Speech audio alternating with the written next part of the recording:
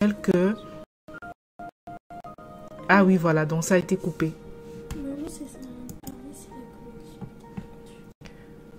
Oui, voilà, peuple de Dieu, bienvenue de nouveau dans l'émission L'avenir en Christ. Ça a dû redémarrer parce qu'en fait, les musiques se superposaient. Nous avons reçu le signal donc de la sœur Rachel pour nous prévenir. Nous espérons que maintenant, cette fois, c'est bon, il n'y a plus de superposition. Donc, je vais demander... je vais m'assurer qu'il n'y a pas de superposition et que vous nous entendez vraiment de façon nickel. Donc, merci sœur Rachel pour ton intervention et de nous avoir prévenus par rapport à la superposition. C'est les aléas du direct. Merci sœur Rachel, que le Seigneur te bénisse abondamment. Nous sommes toujours accompagnés de la sœur Lisa. Nous avons donc fait la prière, adressé la prière à notre Seigneur afin qu'il prenne le contrôle de toutes choses. Et nous rappelons à nos aimables auditeurs que la thématique de ce jour, c'est donc l'ascension sociale, mais pas à tous les prix. Donc bienvenue une fois de plus, mes bien-aimés, dans l'émission L'avenir en Christ, votre émission, et bienvenue sur cette radio, la radio Menorah et Yeshua. Donc Lisa, on va chanter un cantique à la gloire de notre Père. On va le... Je te vois sourire là de loin. J'essaie de retrouver mon cœur joyeux. Juste le temps pour moi de retrouver mes bien-aimés. C'est un cantique de Sous les ailes de la foi. Et nous allons donc chanter ce cantique avant de développer notre thème. Mon cœur joyeux, plein d'espérance. Voilà, 336 de Sous les ailes de la foi. 336, on y est. Hop. Voilà, c'est parti. On va chanter Lisa, hein. C'est ça. On y va. Hop. C'est parti. Mon cœur joyeux, plein d'espérance, s'élève à toi, mon Rédempteur. Daigne écouter avec clémence un pauvre humain faible et pécheur. En toi seul est ma confiance,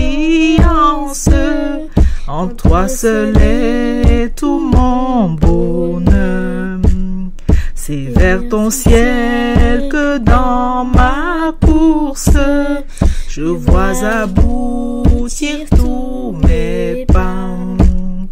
De ton esprit, la vive source me rafraîchit quand je suis là.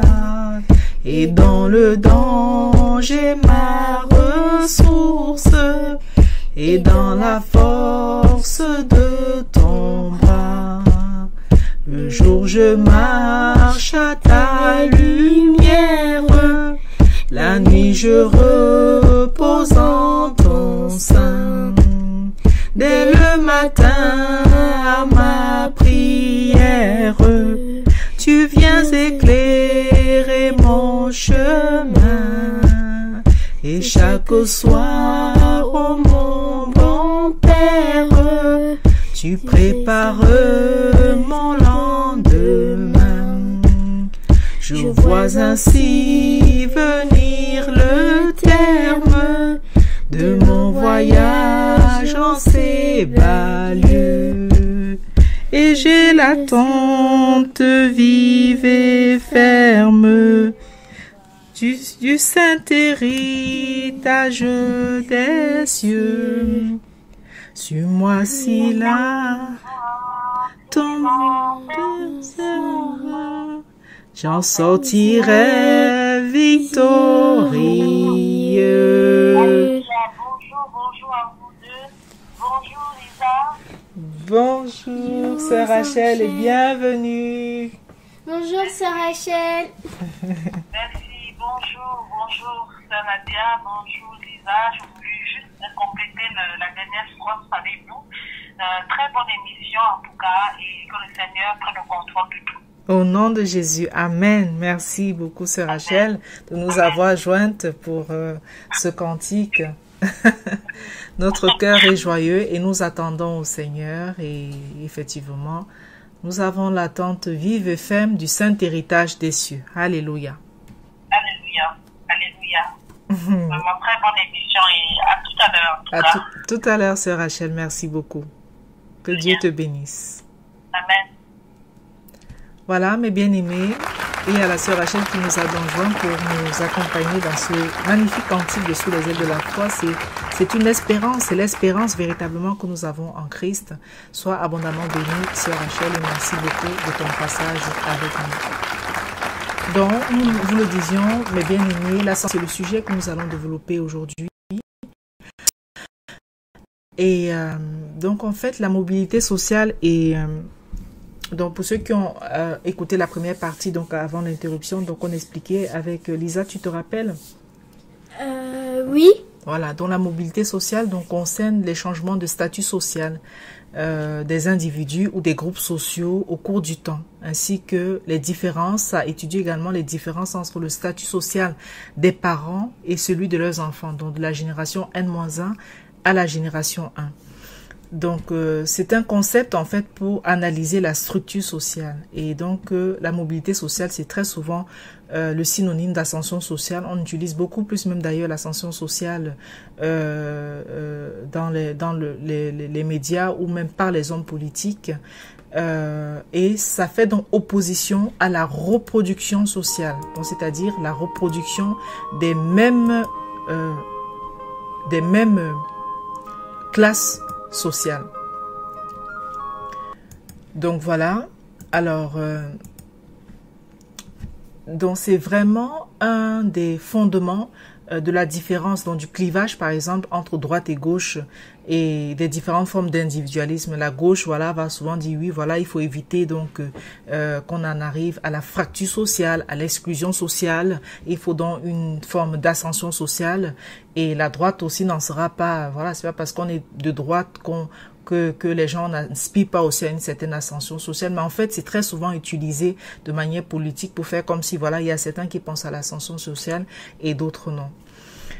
Alors, ça permet, comme on le disait, de vérifier, de regarder si au niveau donc de la génération N-1, donc de nos parents et de la génération actuelle, il y a une amélioration du statut social. Et donc, il y a des études qui ont donc essayé de classer l'évolution des enfants des classes populaires en fonction, par exemple, de leur département de naissance. Et il y a des départements, donc d'après ces études-là, ils disent que selon qu'on est enfant d'ouvriers ou d'employés, donc selon qu'on soit issu d'une classe sociale avec des revenus moindres, les chances d'ascension sociale vont varier, par exemple du simple au double en fonction du département des naissances. Et dans la région, donc Île-de-France en France par exemple, dans la région parisienne, la Bretagne, les Midi-Pyrénées, les études montrent que l'ascension sociale fonctionne plutôt bien, et alors que dans le même temps ça fonctionne mal dans les régions comme le Poitou-Charentes, la Picardie, le Nord-Pas-de-Calais, où il n'y a pas de différence justement d'évolution sociale entre la génération N-1 et la génération N. Alors, il y a des facteurs qui expliquent cela, l'éducation et l'obtention d'un diplôme supérieur, etc.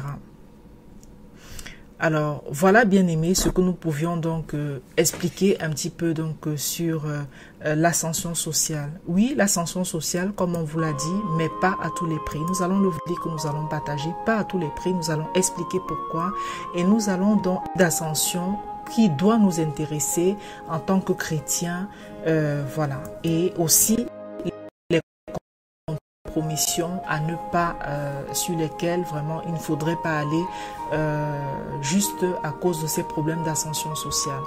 Donc Lisa, si tu veux bien, tu vas nous nous allons partager quelques versets bibliques, mais bien aimés. Nous allons donc lire dans Luc 16 des versets 1 à 2, des versets dans la version de Jean-Frédéric Ostevan de 1825.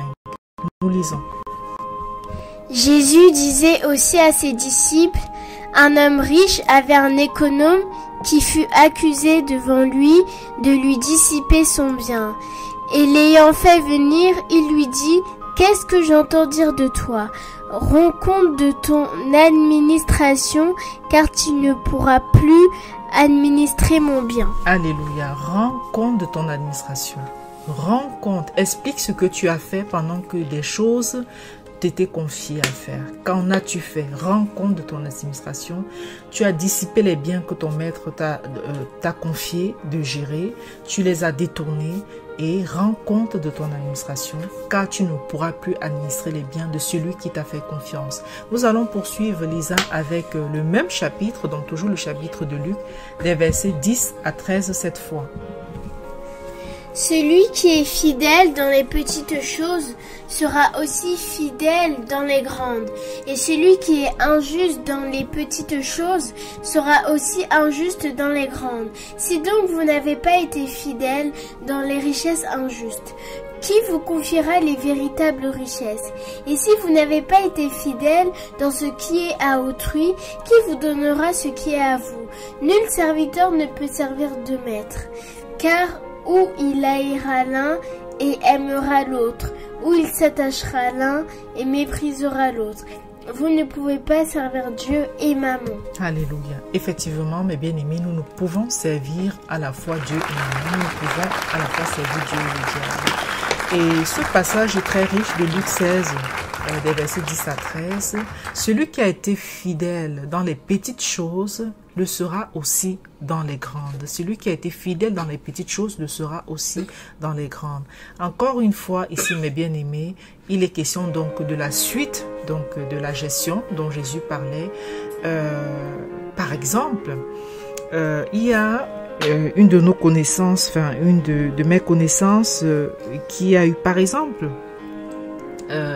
bon, je vais pas citer je vais pas dire la connaissance, mais supposez simplement que vous ayez par exemple besoin d'un emprunt bancaire pour développer votre activité, voilà, ou alors pour démarrer une activité.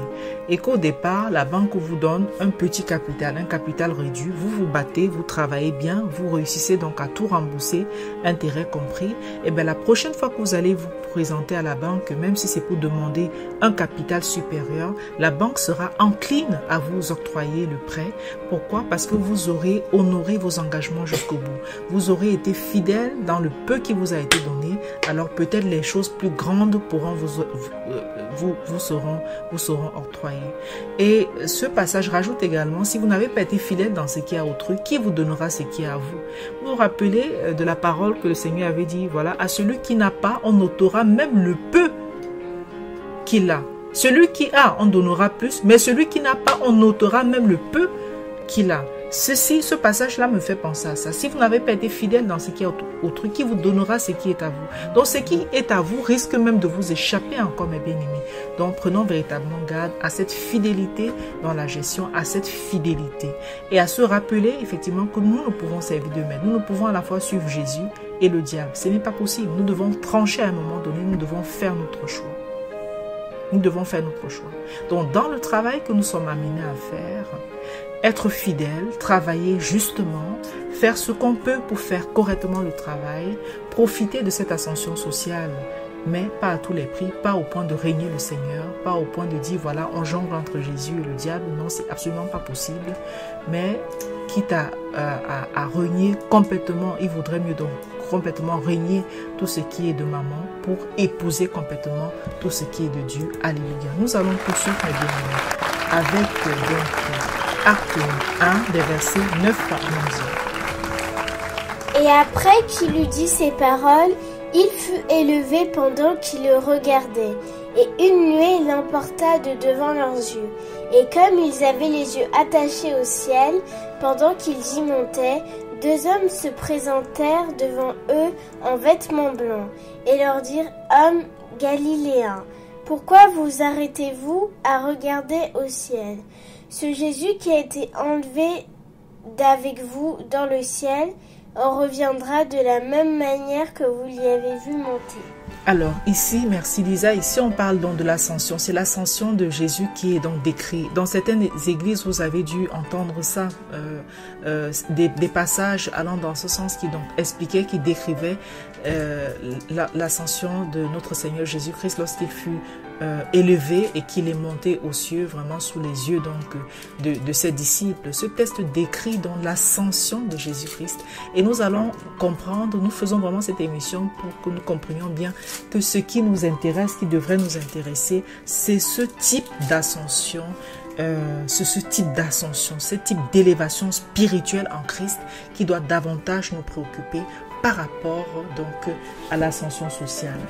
Nous allons poursuivre avec Marc 13, des versets 24 à 27. Et Marc 13, ce passage, en fait, c'est dans la continuité de ce qui... C'est une forme de continuité avec ce texte de Acte 1 que nous avons lu. Pourquoi? À cause du dernier verset de Acte 1, dans le verset 11, une partie qui dit « Ce Jésus qui a été enlevé d'avec vous dans le ciel, en reviendra de la même manière que vous l'y avez vu monter. » Et maintenant, dans ce passage donc, de Marc 13, verset 24 à 27, nous allons donc lire ce que nous considérons comme étant donc la suite des choses à la fin des temps. Nous lisons. En ces jours-là, après cette affliction, le soleil sera obscurci, la lune ne donnera point sa lumière, les étoiles du ciel tomberont et les puissances qui sont dans les cieux seront ébranlées. Et alors on verra le Fils de l'homme venir sur les nuées, avec une grande puissance et une grande gloire. Et il enverra ses anges pour rassembler ses élus des 4 vents, depuis les extrémités de la terre jusqu'aux extrémités du ciel. Alléluia. Merci Seigneur, merci Lisa. Effectivement, lorsque le Fils de l'homme, lorsque notre Seigneur Jésus reviendra, il reviendra de cette façon que ça avait été décrit dans Acte 1 qu'on a lu. De la même manière qu'on l'a vu, que les disciples l'ont vu y monter, c'est de cette même manière-là qu'il reviendra.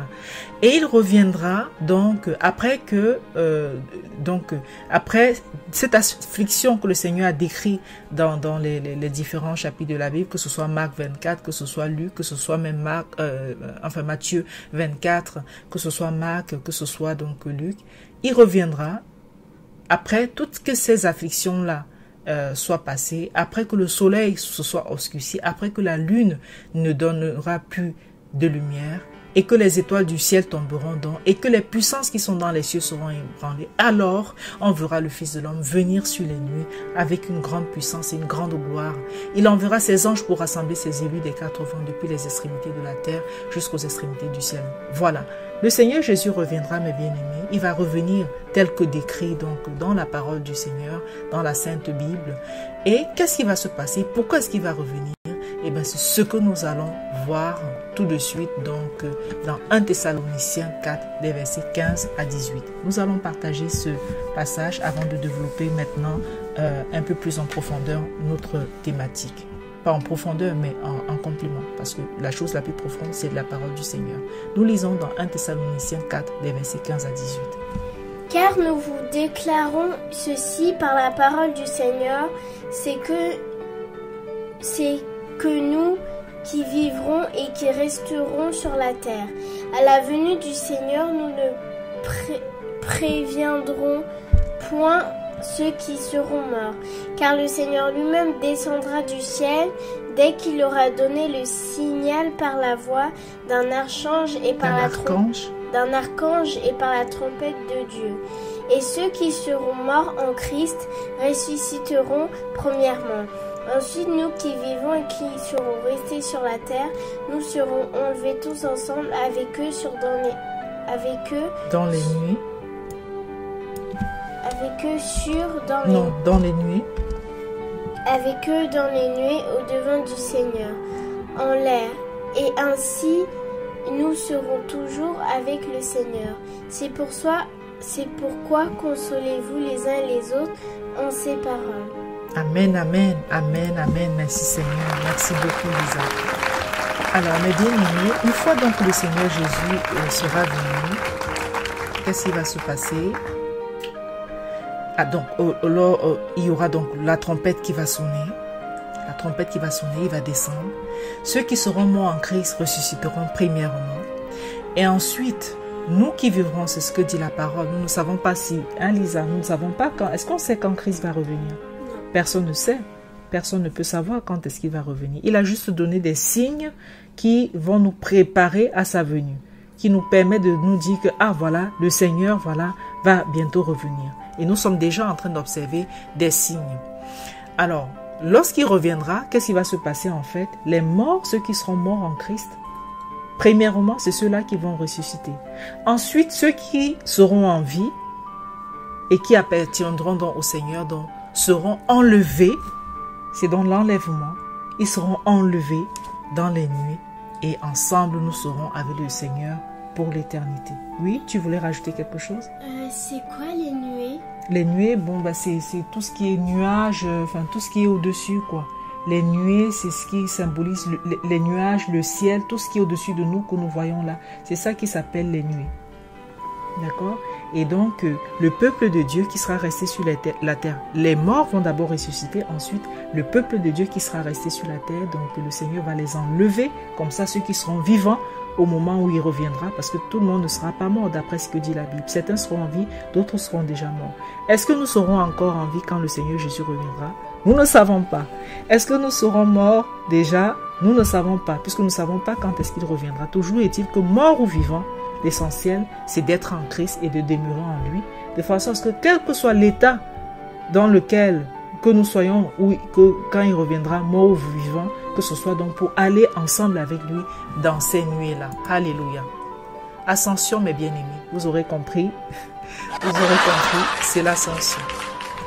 Voilà, c'est l'ascension d'une autre façon, de la façon qui doit le plus nous intéresser.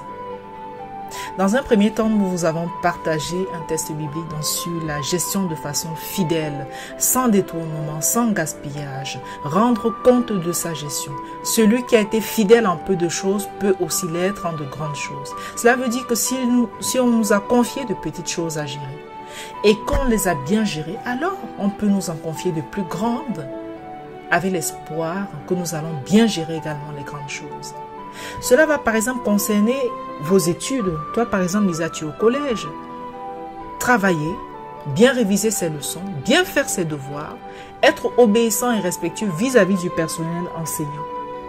Et cela pourra nous aider à avoir de bonnes notes, à réussir les études, à avoir les diplômes qu'il faut par la grâce du Seigneur Dieu Tout-Puissant. Être fidèle en peu de choses, la bonne gestion, le bon travail, quel que soit notre statut social, quel que soit l'endroit de la société où nous nous trouvons. Ça, c'est important, mais ce n'est pas essentiel. Et c'est le propos vraiment de cette émission.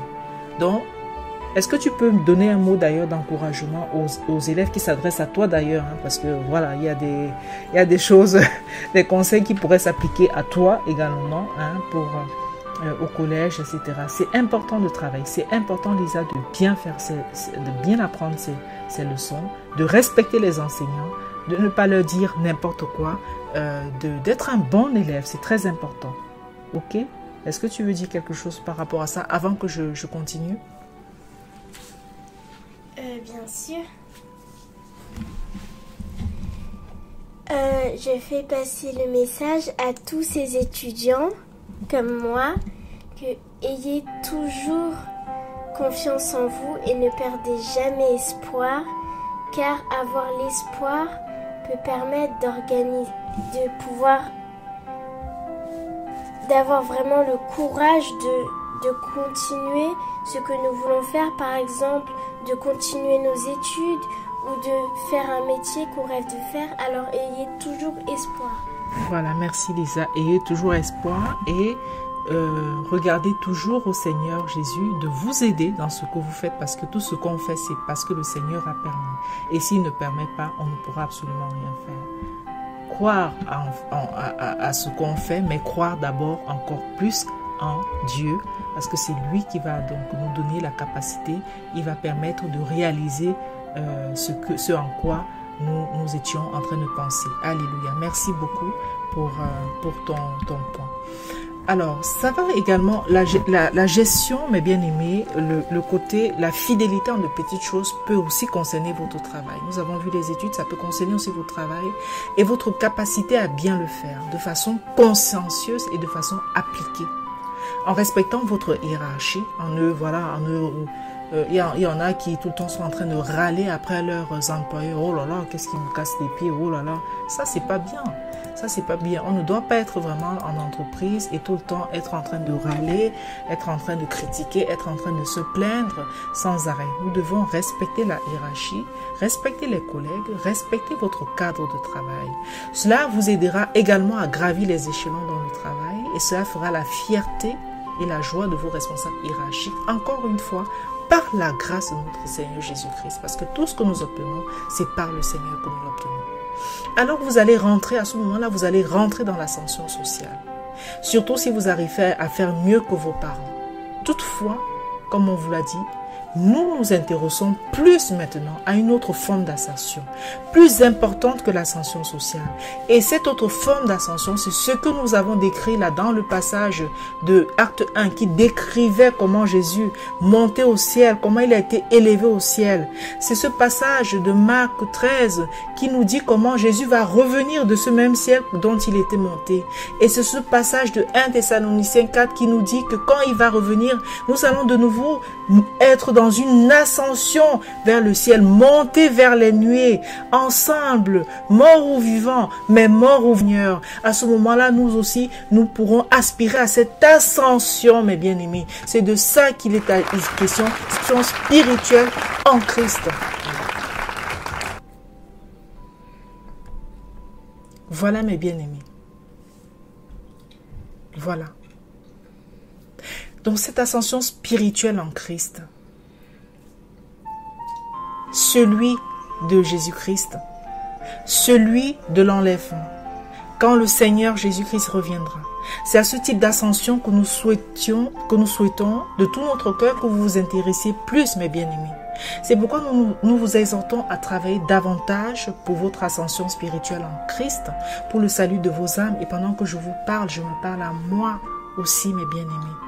Cela veut dire quoi? Cela veut dire reconnaître notre Seigneur Jésus-Christ comme notre Sauveur, comme notre Seigneur. Obéir au commandement de Dieu. Vivre une vie de prière et de sanctification et de repentance.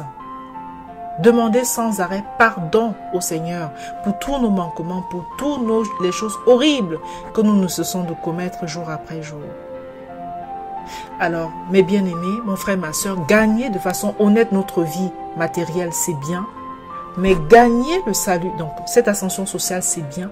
Mais gagner le salut de nos âmes, c'est encore mieux. Donc l'ascension spirituelle en Christ, c'est encore mieux. Car la Bible nous dit, à quoi sert-il à un homme de gagner le monde s'il devait perdre sa vie? Alors mon frère, ma soeur, si sur le chemin de votre ascension sociale, on vous demande par exemple de régner le Seigneur Jésus-Christ pour entrer dans des sectes, ou faire des pratiques abominables, refusez catégoriquement. Dites non, fuyez, dites non. Pourquoi vous allez dire non?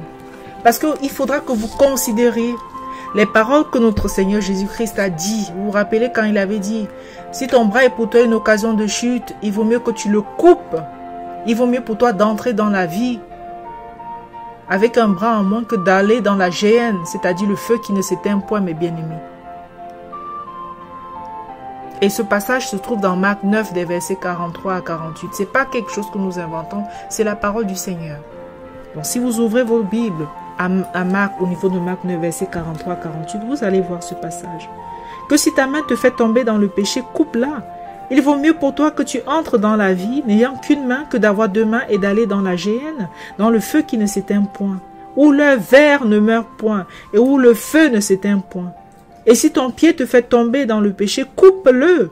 Il vaut mieux pour toi que tu entres dans la vie n'ayant qu'un pied que d'avoir deux pieds et d'être jeté dans la géhenne, dans le feu qui ne s'éteint point, où le ver ne meurt point et où le feu ne s'éteint point.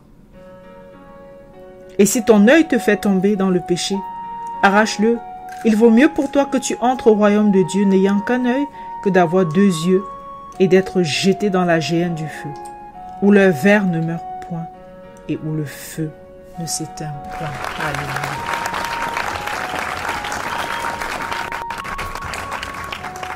Donc si jamais on vous dit, mes frères et sœurs, vous n'allez plus progresser, vous allez être licencié. Si on vous dit tout genre de menaces, si vous ne faites pas vous allez avoir toutes ces calamités si vous ne faites pas allégeance aux pratiques sataniques. Alors refusez, tout simplement. Avec la dernière énergie, ces pratiques sataniques. Parce que nous savons que oui, lorsqu'on parle d'ascension sociale, il y a ces pièges également qui se dressent au bout du chemin de beaucoup de personnes. Vous allez être au cas dans une entreprise. Et à un moment donné, on va vous dire, oui, bon, si tu veux progresser un peu plus, il faut que tu entres par exemple dans la franc-maçonnerie. Il faut que tu entres par exemple dans la rose aux croix. Il faut que tu fasses ceci. Il faut que tu fasses cela. Il faut que tu fasses des pratiques abominables pour avoir plus de puissance, pour pouvoir plus progresser. Refusez. Car il vaut mieux pour vous, il vaut mieux pour chacun d'entre nous être pauvre dans cette vie et de gagner la vie éternelle auprès de notre Seigneur Jésus que de perdre notre salut à cause d'une convoitise brève sur cette terre et de perdre ainsi le salut de notre âme. Alors mon frère, ma soeur, souviens-toi, ascension sociale, oui, peut-être, mais pas à tous les prix, pas au prix de notre salut. Parce que la chose qui doit être plus importante pour nous, c'est notre ascension spirituelle en Christ. Alléluia. Amen.